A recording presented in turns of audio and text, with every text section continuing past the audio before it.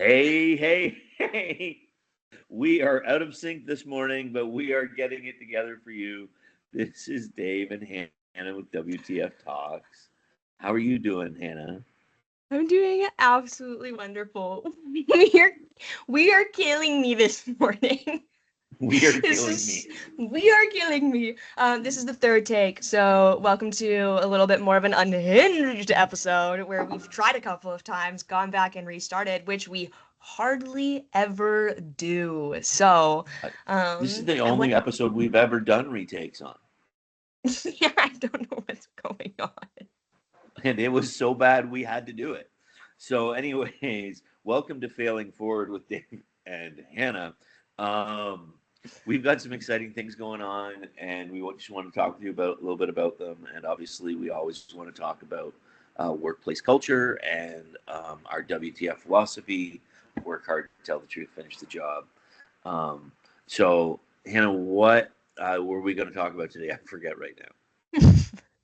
We were going to talk all about kind of some of the presentations that I've been given this year and last week, where I got the opportunity to, which was very, very exciting, talk on Sirius XM, which I was so pumped about. So I got to talk on road dog trucking, which I feel like actually just needs the ring at the end of it. But no, it was an absolute blast. So I got about 16 minutes of airtime, a little bit less than 20, but it was really, really good and really fun. And we got to talk all about my Wonder Workshop series and the presentations that I've been giving and kind of what that came from and where it's going and what we're going to do with it. So it was a That's great. absolute blast. And so that was with our new friend Leah.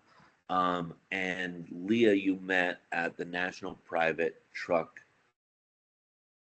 Council meetings in Orlando, where you gave a presentation on Gen Z in the workforce.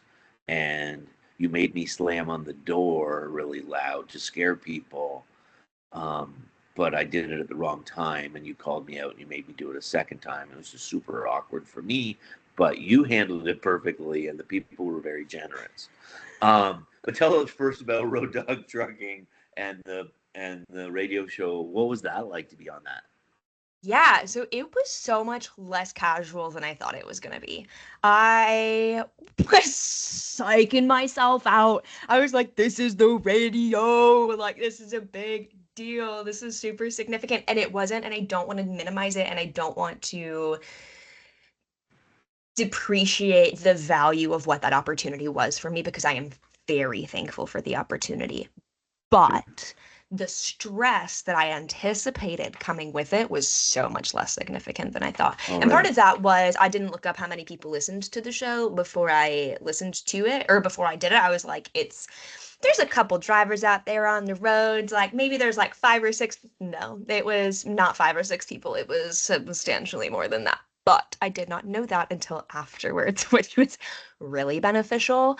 And I just like it was just so casual. Like I just sat in this room, in this chair where I am right now, and I had this little microphone and these headphones, and I just plugged in and I just called this phone number and was just talking in my bedroom. And like it was just a very casual experience and such another great reminder that even though when we see things or hear things and we think that they are crazy and big and insane, that they are people just like us doing things just that we could do all the time and that we can all kind of Yeah. continue to push forward. But it was that kind of like unattainable thing in my brain, like who gets invited on? Like there's people who go on the radio, they're calling in, they get picked from the number of people and they have 30 seconds and that's fantastic and that's so much fun. But to be invited on for a segment and to give them that opportunity, I was like, that felt like a different level of Yeah. scarcity of opportunity. And then to have it and then be like, oh, well, that was actually pretty simple was was really nice. And I think that that just comes through through having gotten into I think 10 presentations just about this year already, and like just like repetition and doing these and getting in front of people. And there was a really significant thing that happened when I was on TikTok and was posting on TikTok a lot and had, I mean, like I had millions and millions of views. And so there was something that was like, okay, like a lot of people have now seen me on my couch sick at home and have seen this very funny little state. And for people who don't know, I had a bunch of videos that blew up on TikTok, just kind of teaching people how to call in sick and communicate with their employers when they're not feeling well. And that got, I mean, nearly 10 million views. And so it was like, okay, at a certain point, you've been accessible to the public and they've seen you already. And so it's no longer that kind of like scary, massive thing to come forward and do. So I burst that bubble, but it still did feel like very, very different. But anyways, it was Well, that no, that's a really interesting thing. I'd like to hunt down that trail for a minute with you, sure. um, We totally can. I just don't want to because have to live like there because I don't the know that it's the interesting to other reality people. is that social media, and we had quite a conversation last week about social media selling with our staff versus a traditional selling methods, and what you experienced last week is the combination of media and social media, and it came from an in-person meeting that was kind of crazy because Leah didn't even come to your presentation, I don't think. No. We kind of ran into her in the hall afterwards, and she invited you out to dinner, and like a fast friendship formed Yeah, well, around our passion. she had been seeking me down. She was coming over to try and find us because I think that Okay, she was either speaking in a session while I was speaking or was just right. unavailable to attend, but had heard the topic of the presentation and she's in a group, I believe, next gen transportation or next gen trucking or something like that. And so she Okay. was very much in line with what we were talking about and so wanted to come Oh, and great. connect about that kind of from that. But yeah, it wasn't as coincidental as a stumbling and bumping into each other in the hallway. Okay. Little Okay. more Thank you. little more intentional than that, but on her part at Well, least. and the But little bit I know about her and the lot I know about you, that doesn't surprise me. You're both very intentional. I'm very haphazard. Things happen to me in life because I'm in a good room, and I'm honest with people, and that's what happens. You are intentionally knocking down barriers and climbing over walls, and you know you embody the three I's: integrity, intensity, and intentionality, and that's how you live your life. I try to. Um, I work really hard on it. I appreciate that. That's kind of you. But it's so not always successful, but most certainly right, trying my of course, best. But of course. um So but so yeah, that so was it that was was kind of a lifetime achievement goal. Like to get like I've never done anything like that. I'd love to do that. Hey, throwing it out there. I honestly, I'm happy just to sit and talk with anybody anywhere, and it doesn't much matter to me. But that was a lifetime achievement for you. That was something you really wanted to do.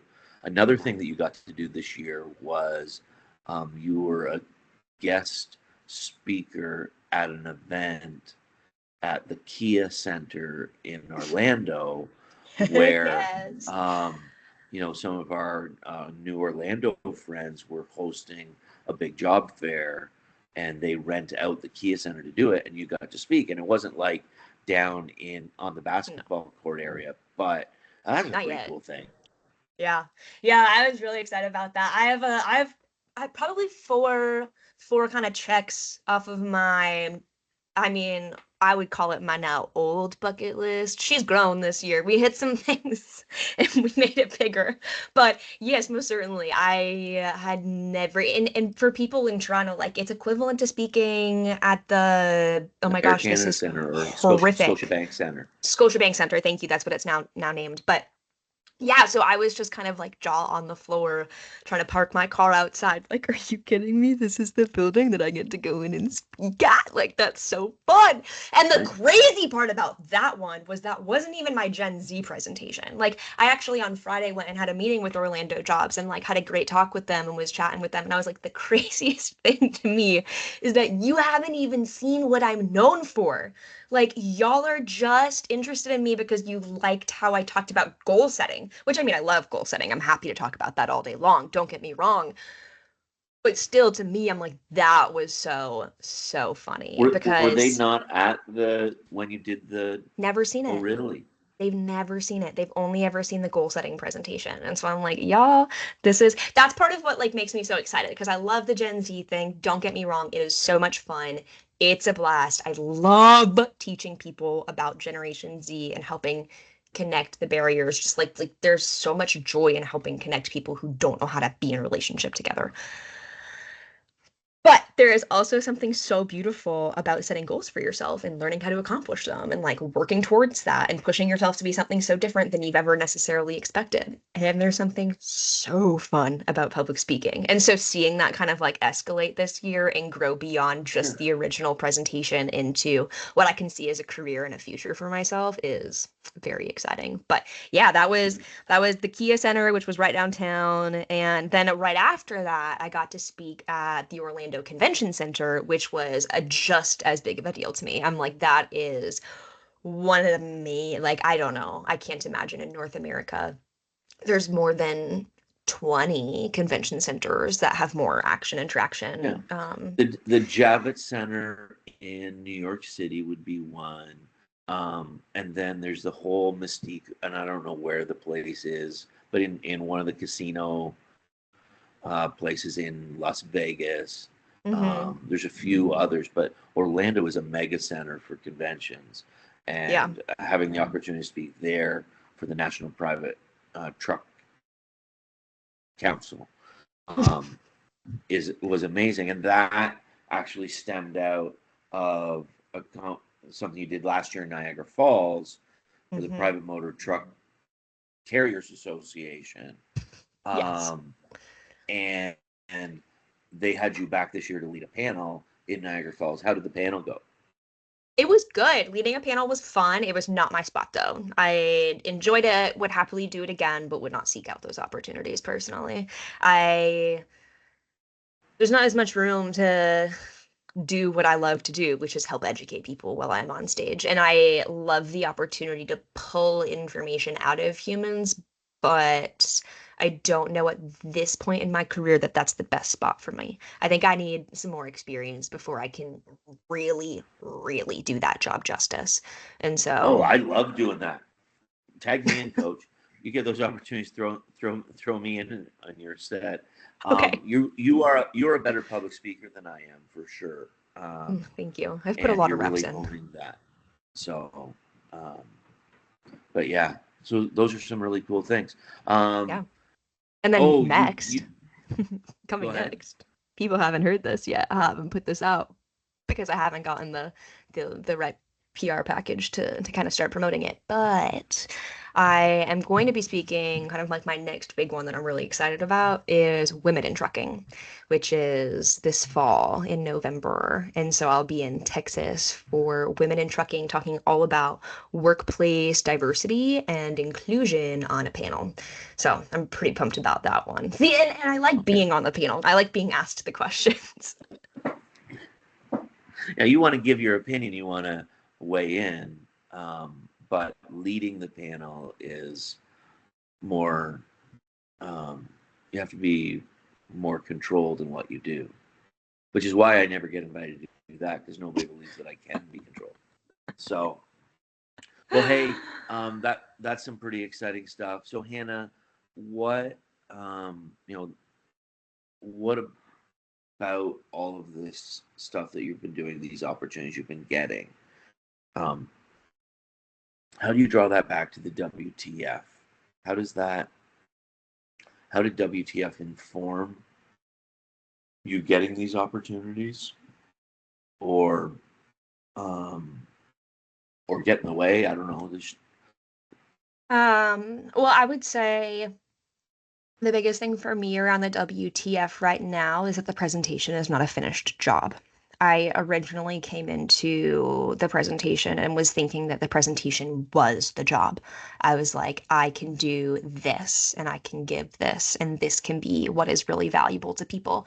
And it is really valuable to people. Like, if you haven't watched it, if you haven't seen that, send me a direct message. I will happily get the information in the presentation in front of you because I truly believe that this can help connect people who don't necessarily know how to communicate well with one another from Gen Z to other generations. But I started it with it being just how do you do this? What is the answer to connecting with Generation Z? And it is transformed into how do we bring the next generation of employees into the workforce, which is twofold. It is how do we work with the ones who are coming in today, and then how do we connect with the ones who are behind them for tomorrow? And how do we influence them while we're in the seat and have the steering wheel so that they're the most influenced at their most influential state from the people who can truly give them the information that they need.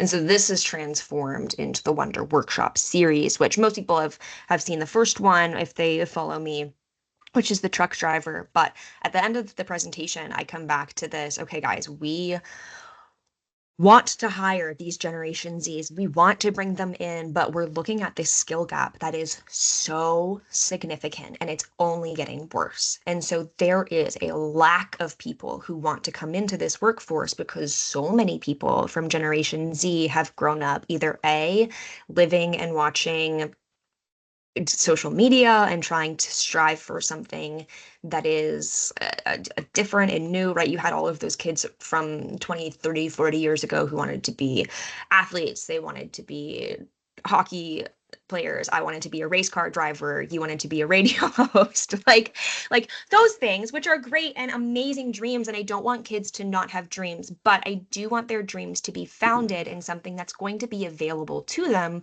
so that as they're starting to create these and think about their future, they're getting excited about what they will be doing and what will be valuable to society rather than just those very few opportunities that are available. And so I don't think that these kind of career series would keep kids from having those bigger, higher aspirations. I just think it will also give them the tools that they need to create dreams around what is applicable to them and the average human's future.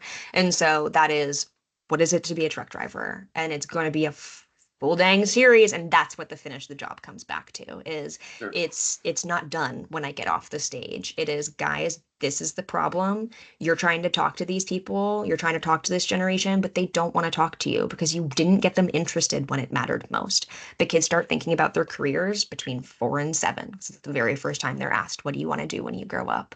And then when they're 10, some of these things start to solidify. They create clear visions. By the time that they're 12, they have actual goals around what that will look like. By the time that they're 13, they're choosing classes that they'll take at 14 and 15. And then at 16, they're choosing classes for 17. By 17, they're already applied and applying to different colleges and universities or not applying to different colleges or universities based on what they've already learned, which of course will end up setting them up for the future that they will choose and work into for potentially the rest of their life. And so even if and I understand that different people have career changes, but even if you grow up thinking that you want to work as an engineer and then you get there and you're finally done and you're graduating and you can't find a job like so many engineers out there because this was promised to be one of the best, easiest, most like needed jobs, but now there's I mean, my husband's one of them. He's got lots of students that he went to school with that like are not finding careers in the way that they want.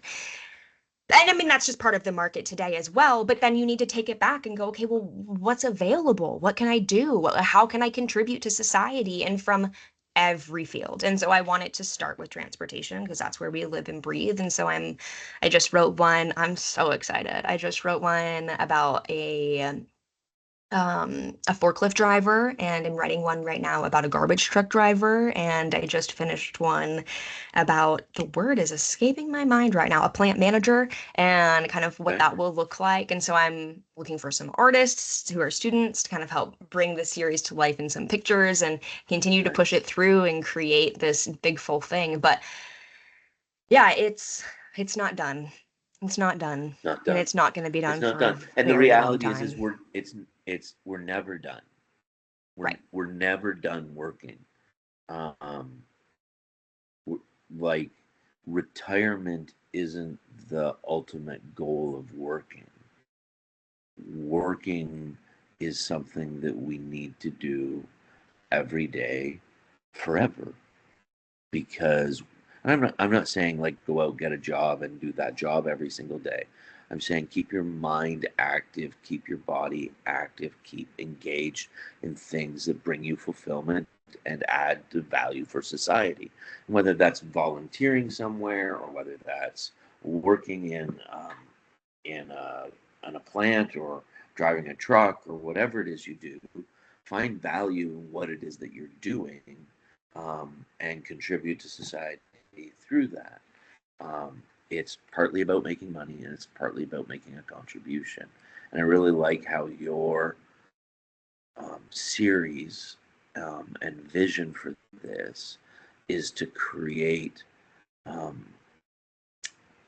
an awareness for young people and an opportunity for parents to promote a variety of jobs, not just doctors and nurses or bankers and whatever, but all the jobs that Mm-hmm. people do, so that we can give equal respect to the efforts that people are putting in and stop respecting careers based on the amount of money that they make or The amount of money that whatever. you assume that they make. Like that's the biggest thing to me is that so Right. many people are like truck drivers, like what a and please let me make sure I am being very crystal clear. This is to debunk the myth. But so many people are like, what a horrible job. What a crappy. I'm like, what are you A talking great job. about?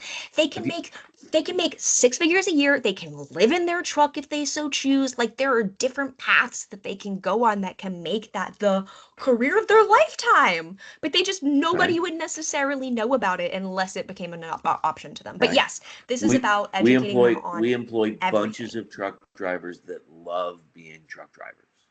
Yeah. And if you and that some that started in a truck and grew to be company owners, and some that have started their career in a truck and stayed in a truck, and they are happy with that, and they're living a fulfilled, content life.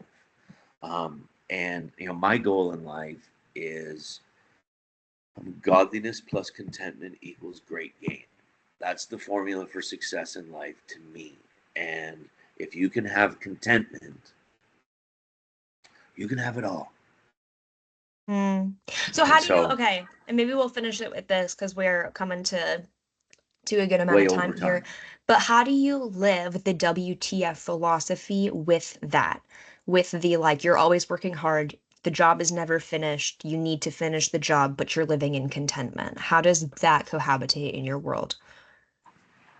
Yeah. So um, this could be a whole new episode, but I'll try and give it to you in a minute and a half. I'll Work make a hard, note. tell We'll the come truth. back to it next week. Let's come back to it. Work hard, tell the truth, finish the job. Okay. Um, you don't do the work for the money, you do the work for the commitment that you made. Telling the truth is just simply that. And then finishing the job is tying together the details at the end of the project, but not necessarily quitting work at some point in time. And so for me, the issue really comes down to contentment, is being content with the effort that I gave, being content that I held the truth and I didn't shade on what I was talking to people about, and content that the job, although this project may be finished, there's still more projects ahead. And so I'm a really aggressive person. In in some cases, in many cases, people would think of me that way. I like to set big goals and I like to chase big dreams. Um, and I can be completely content even if I don't achieve all those goals and dreams. Okay, the pursuit of them is the joy.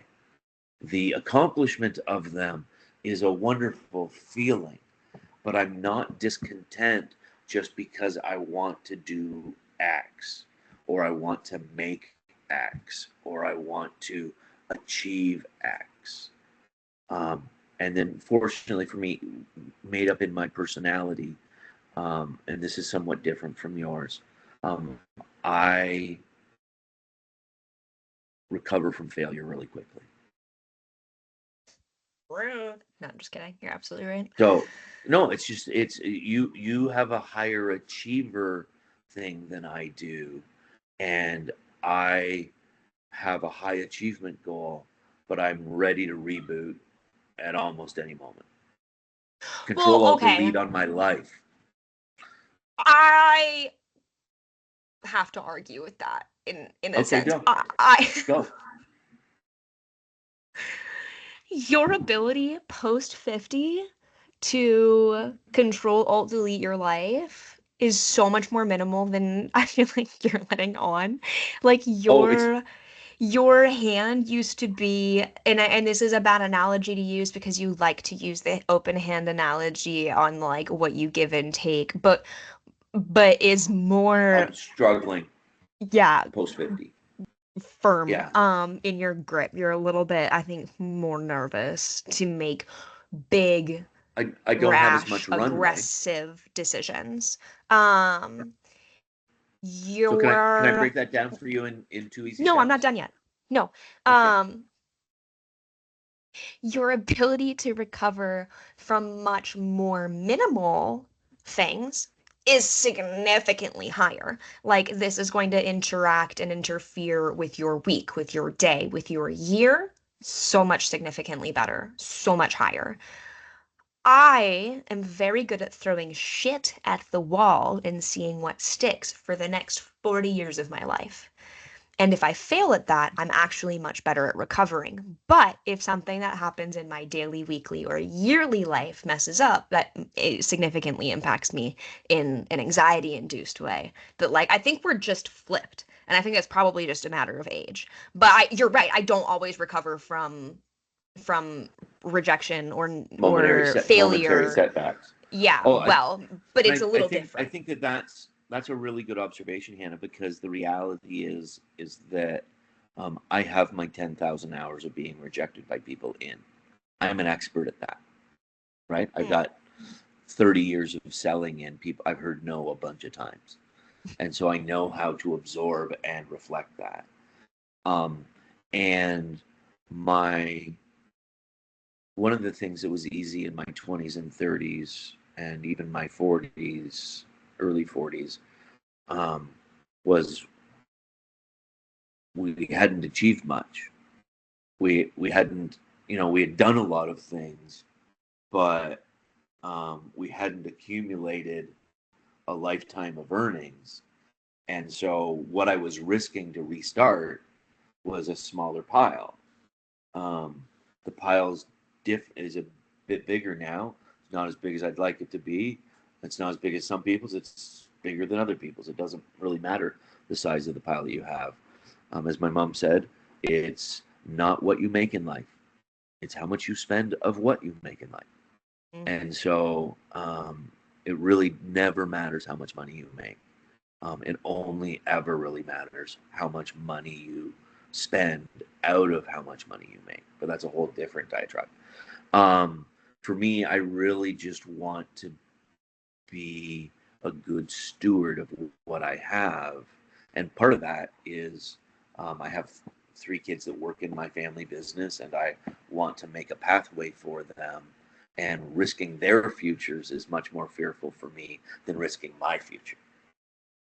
So, So reasonable. Love you. Bless your heart for that. Thank you for your consideration and care. right, right. And I'm trying not to let that rule me either. And so I would just say in the Yeah. last, 2 years, I've got to a healthier spot with it. I'm in a much healthier spot with it. Yeah, Um, definitely. so sometimes you grab the stick too tight and you squeeze it and you just can't score no matter what you do. And my hands are loose right now, and I am pocketing it, and scoring goals in a much more comfortable way. Yes, that is true. That is true. You did go through a bit of a loop with that, let's call it. Yeah, yeah. So, But yeah, great things are in store. I've got some really exciting things on the line. We can talk about those another time. We are way, way over the 3 starts and then now 47 minutes and 42 seconds. This may have to get split in the middle and divided into 2 sessions. nah, ain't no way. We'll just give them all the content. Feed it to them. Okay, thanks a lot. Thanks for coming. Thanks for coming to WTF Talks with David. We should have like a regular sign off. Thanks for coming to WTF Talks with Dave and Hannah. Hey, check out our website, WTFtalks.work. And And bye for now.